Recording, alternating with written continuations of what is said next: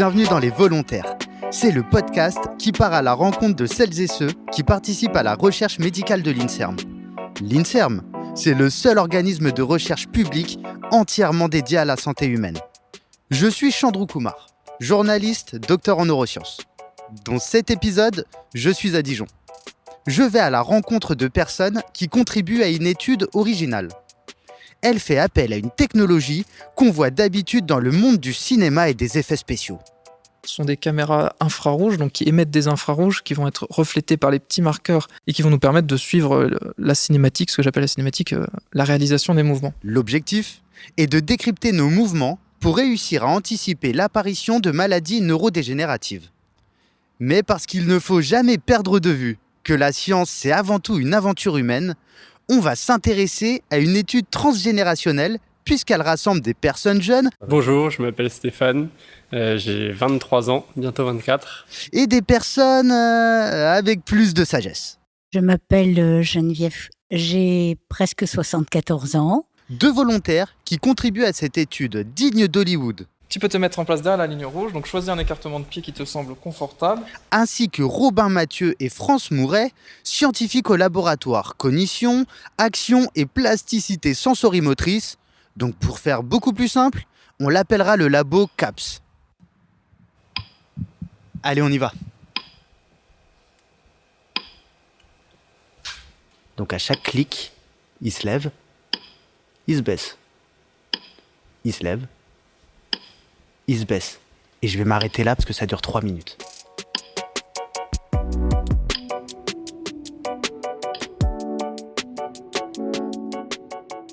Je suis au laboratoire CAPS, dans une pièce qui est plus qu'intrigante. Cette pièce, c'est le mélange d'un studio d'effets spéciaux et d'une mini-salle de sport. Tout autour de nous, des caméras. Ok, donc t'es prêt ? Bon, pas d'autres questions. Donc relâche-toi bien, je vais lancer l'expérience. Hop. Alors, je m'appelle Robin Mathieu, je suis doctorant en 3e année de thèse au laboratoire INSERM à Dijon. Et donc je suis doctorant en biomécanique et je travaille sur le vieillissement. Alors le laboratoire INSERM à Dijon, c'est tout ce qui tourne autour du mouvement. De la performance sportive à la réhabilitation, en passant par des choses plus fondamentales sur les animaux même. Moi, quand j'ai mis les pieds dans la salle, j'ai été vraiment fasciné par le nombre de caméras. Je pensais que j'étais sur un plateau de tournage, qu'on allait voir un Avenger en train de courir avec un fond vert. Est-ce que vous pourriez me décrire un peu tout ça, s'il vous plaît ? Donc là, on est dans la salle d'analyse du mouvement du laboratoire. Donc on ne se concentre pas fondamentalement ici sur la cinématique, mais on a besoin de la cinématique pour vérifier que ce qu'on a demandé aux participants de réaliser, ils l'ont fait correctement. Donc on a ces caméras, donc ce système d'analyse du mouvement, donc ce sont des caméras infrarouges donc qui émettent des infrarouges qui vont être reflétés par les petits marqueurs sur Stéphane et qui vont nous permettre de suivre la cinématique, ce que j'appelle la cinématique, la réalisation des mouvements. À côté de ça, donc, on a le petit sac que Stéphane porte, qui est équipé donc d'un analyseur de gaz qui est connecté au masque qui nous permet d'enregistrer la consommation d'oxygène de Stéphane. Et donc ça va nous donner une idée de la consommation d'énergie, puisque la consommation d'oxygène est liée à la consommation d'énergie. Et donc on va savoir s'il minimise ou pas ses efforts. Est-ce que vous pourriez m'expliquer un peu ce qui se passe là ? Donc Stéphane commence le premier bloc, donc là il doit marcher en ligne. On essaie de jouer sur les conditions d'équilibre. Ok. Donc c'est parti pour 3 minutes.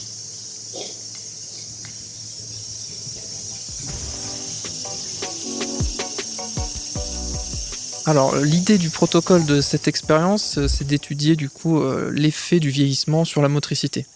Donc, il y a beaucoup d'études, si on remonte les années, qui décrivaient le vieillissement comme un déclin dans tous les sens, que ce soit cognitif, musculaire, sur tous les champs possibles. Et nous, depuis peu, là, on s'intéresse au vieillissement sous un autre angle. On essaie de regarder ce qui se passe de manière plus fine et on se rend compte qu'en fait, des choses qui étaient perçues comme du déclin sont parfois simplement un changement de stratégie. C'est ce qu'on a montré dans une première étude et c'est ce qu'on essaie de montrer dans une seconde étude. Donc on essaie de voir quel est l'impact de la contrainte d'équilibre sur la consommation d'énergie et on se rend compte qu'en fait, les personnes jeunes auront une volonté d'économiser plus d'énergie que les âgés, donc ils vont économiser plus d'énergie. Et les âgés, en fait, pas parce qu'ils n'en sont pas capables, mais parce qu'ils souhaitent maximiser leur équilibre pour minimiser le risque de chute, parce qu'on sait que c'est quelque chose qui est très très important chez les personnes âgées, vont consommer un peu plus d'énergie, mais c'est pas parce qu'elles en sont pas capables, qu'elles sont pas capables de faire comme les jeunes, c'est juste simplement par un choix inconscient ce qu'on appelle le phénomène de compensation en fait. Ils ont des stratégies qui sont différentes. Vous êtes censé travailler sur le vieillissement, mais moi, quand je suis arrivé, c'était un jeune qui était sur le tapis d'expérience. Est-ce que vous pouvez m'expliquer un peu ce paradoxe ? Ouais, c'est une bonne réflexion. Ouais. Donc, on étudie le vieillissement, mais pour pouvoir étudier le vieillissement, on étudie aussi les jeunes. On a besoin d'un groupe contrôle pour voir ce qui se passe au cours du vieillissement. Donc, on compare à chaque fois les personnes âgées à un groupe de jeunes, un peu de... Là, c'était un jeune étudiant.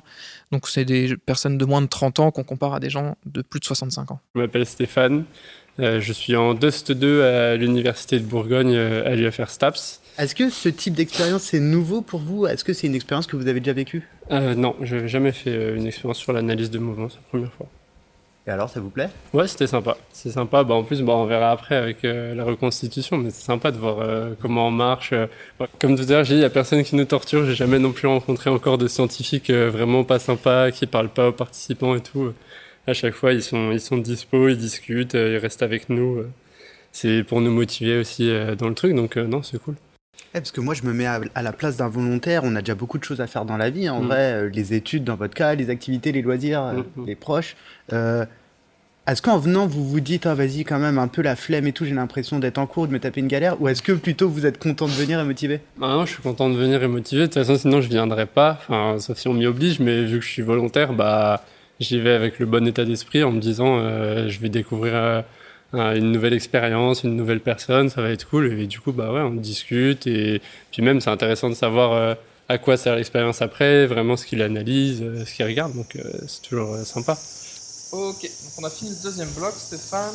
Je vais baisser la vitesse. Ça va ? Ouais. Donc je vais à nouveau ta perception de l'effort. Ouais, vite, parce que j'ai un peu mal au bras. En tenant le bras, donc c'était peut-être un peu plus compliqué. Ok, je te laisse te rasseoir. Oui, bonjour. Je m'appelle Geneviève. Je suis retraitée depuis environ 12 ans. Et j'occupe mon temps de retraité à un certain nombre d'activités bénévoles. Qu'est-ce qui vous a amené, comment vous avez été amené à rentrer dans ce protocole d'études ? Alors, mon mari et moi faisons partie de ces protocoles. Et en fait, on est venu à participer à ces travaux de recherche parce que il y a quelqu'un qui lui a indiqué que l'INSERM recherchait des bénévoles pour participer. Voilà, et on est venus tous les deux comme bénévoles. Et c'est rigolo parce qu'en discutant avec vous, j'ai l'impression que vous percevez votre rôle de volontaire plus comme un rôle associatif, presque, que comme un rôle scientifique. C'est intéressant comme approche. C'est une autre façon de venir en aide parce que je sais que les recherches menées ici vont permettre de mettre en place des protocoles. C'est compliqué de rentrer comme volontaire dans une expérience comme ça ? Je pense que ça n'est pas compliqué du tout puisqu'il suffit d'un coup de fil. On a téléphoné, on nous a dit ok, vous rentrez dans les critères, donc vous venez tel jour à telle heure, ok, c'est bon, on y va. Robin, vous êtes en train de fixer des petits marqueurs sur le corps de Stéphane. Ces petits marqueurs-là vont être détectés par les caméras et c'est ça qui va être récupéré dans l'ordinateur et avec ça vous allez pouvoir dire le mouvement se passe de telle manière au niveau de telle jonction, de tel muscle, de telle Voilà, jambe. c'est ça, ouais. Donc il y a des modèles après qui nous permettront de dire s'il a plutôt un comportement optimal dans une certaine stratégie. Alors par contre, ce que j'ai trouvé de super génial, c'est qu'effectivement, nos chercheurs ont des idées géniales, créer ces petits, objets qui vont nous permettre de mener à bien l'expérimentation. Il fallait y penser. Donc en ce moment même, on voit Stéphane qui est face à l'écran, qui était à côté du tapis roulant, qui cette fois est désactivé. En fait, Stéphane regarde l'écran sur lequel il est écrit soit monter, soit descendre. Et donc en même temps, il fait le mouvement et il doit toucher une petite barre qui est au sol. C'est ça qu'on appelle l'exercice de pointage. Grâce aux analyses de marche sur tapis et grâce aux analyses des exercices de pointage, on va pouvoir percer les mystères de nos mouvements.